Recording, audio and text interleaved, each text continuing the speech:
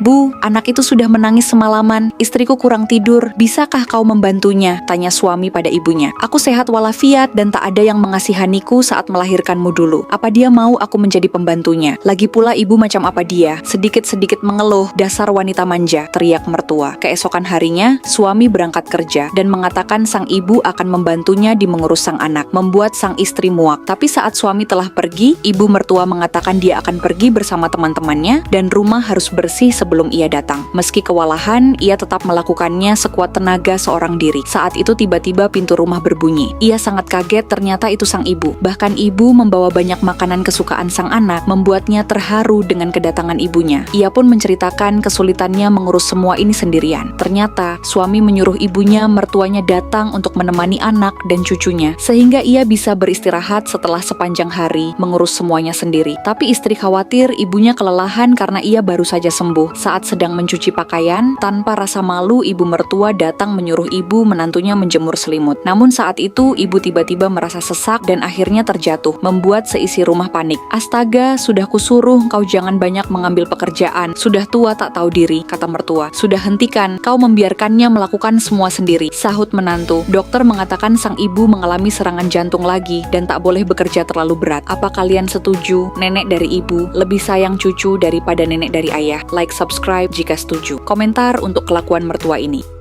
Ibu mertua terjatuh saat senam pagi bersama teman-temannya, membuat kakinya bengkak sampai tak bisa berjalan. "Tak apa ibu, istirahat dulu. Dulu ibu merawatku dengan baik semasa hamil, jadi sekarang giliranku merawat ibu," kata menantu, sambil menyuruh suaminya kembali ke kantor. Itu adalah sindiran keras menantu, karena ia diperlakukan tidak baik selama hamil. Saat suami pergi, mertua menyuruh menantunya memotongkan apel. Setelah selesai membersihkan rumah, mertua kembali bertanya, "Apa apelnya sudah dicuci?" Tapi menantu menaikkan volume TV, seakan tak mendengar suruhan mertuanya. Mertua terus-menerus berteriak dari kamar, membuatnya berusaha untuk keluar dari kamar. "Aku memanggilmu dari tadi, apa kau punya telinga? TV-mu sangat keras," bentak mertua. "Astaga, aku sedang bersih-bersih jadi tak terdengar," sahut menantu. "Ini jam 12 siang, aku lapar, cepatlah memasak," bentak mertua. "Aku mau sup iga," suruh mertua. Saat akan memasak, menantu terus-menerus datang ke kamar dan bertanya berbagai macam hal, seakan dia tak mau memasak untuk mertuanya. Itu membuat mertuanya marah karena ia sudah sangat lapar, tapi menantunya terus bertanya. Ternyata menantu memang tak memasak. Ia pun menelepon pedagang daging di dekat rumah. Mertua yang mendengar itu dari kamar terheran. Ia juga menelepon kakak ipar dan adik mertuanya untuk menanyakan apa mereka punya iga untuk dimasak, karena mertua terjatuh. Mertua pun terheran setelah beberapa lama kenapa tak ada pergerakan. Akhirnya ia keluar kamar dan melihat menantunya tertidur di sofa. "Kau benar-benar gila, aku kelaparan di dalam. Kenapa engkau tak memasak?" bentak mertua. "Ya sudah, tunggu dulu 5 menit. Menantu kembali ke kamar membawa mie instan. "Kau memberiku mie instan?" tanya mertua. "Aku tak tega memberimu daging yang tak segar. Aku sudah menelepon beberapa orang, tak ada yang menjual iga segar. Ini saja lebih baik daripada tak makan seharian," kata menantu. "Kau memang wanita gila, kau sengaja melakukan ini," sahut mertua. "Mana mungkin aku sengaja. Saat aku hamil, kau memperlakukanku dengan sangat baik, memberiku pangsit basi, menyembunyikan daging, dan menyuruhku bekerja seharian sampai pendarahan," sahut menantu. Mertua pun merengek tak habis pikir dengan kelakuan menantunya. Saat suami datang, mertua sudah siap mengadu. Tapi istri segera membuat drama. "Astaga, dia membuatku melayaninya sepanjang hari. Aku tak sempat makan. Dia juga tak mau makan masakanku. Aku rasa tak ada cara yang bisa kulakukan. Dia memang tak menyukaiku," membuat mertuanya terheran. "Bisakah kau menyuruh orang lain melayaninya? Aku akan kembali ke rumah ibuku saja. Aku tak mau di sini," mertua zolim pada menantu. Tapi saat tak berdaya, siapa lagi yang akan merawatnya? Apa kalian setuju dengan cara menantu menghadapi mertuanya? Komentar pendapat kalian, bagaimana cara menghadapi mertua begini?